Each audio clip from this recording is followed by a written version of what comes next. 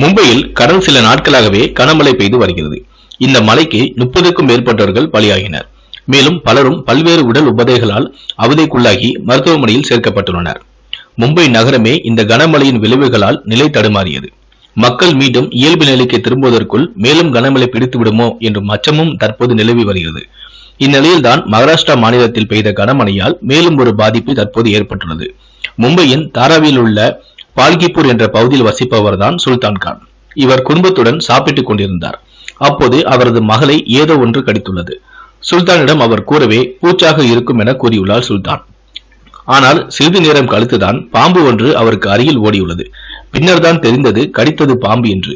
உடனடியாக சற்றும் யோசிக்காமல் அந்த பாம்பை பிடித்துள்ளார் சுல்தான் கான். பின்னர் மகளுடன் பிடித்த பாம்புடனே மருத்துவமனைக்கு விரைந்துள்ளார். இது குறித்து சுல்தான் கான் கூறுகையில், கனமழை காரணமாக எங்கள் பகுதி எங்குமே தண்ணீர் தேங்கி இருந்தது. எங்கள் வீட்டின் அருகே பூங்கா ஒன்றும் உள்ளது. இதனால் எலி, பாம்பு, கொசு மற்றும் பல பூச்சிகளால் அடிக்கடி நாங்கள் தொல்லை அனுப்பித்து வருகிறோம். எனது மகளை கடித்த பாம்பை பிடித்து எடுத்து வர காரணம், கடித்த பாம்பு எந்த வகை என தெரிந்தால் தகுந்த சிகிச்சை அளிப்பது மருத்துவருக்கு சுலபமாகிவிடும் என்பதால் தான் வேறு எதையுமே நான் யோசிக்காமல் இவ்வாறு செய்தேன் என்றும் கூறியுள்ளார். தன் உயிரை பற்றியும் கவலையின்றி மகளுக்காக இப்படி ஒரு செயலை செய்த சுல்தானை அனைவருமே பாராட்டி வருகிறார்கள்.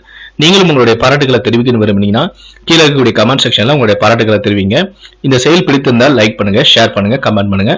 மேலும் இது போல பல வீடியோக்கள் பார்க்கணும் விரும்புனீங்கன்னா மறக்காம சேனலை சப்ஸ்கிரைப் பண்ணுங்க. கூடவே அந்த பெல் சிம்லையும் மறக்காம கிளிக் பண்ணுங்க. நன்றி.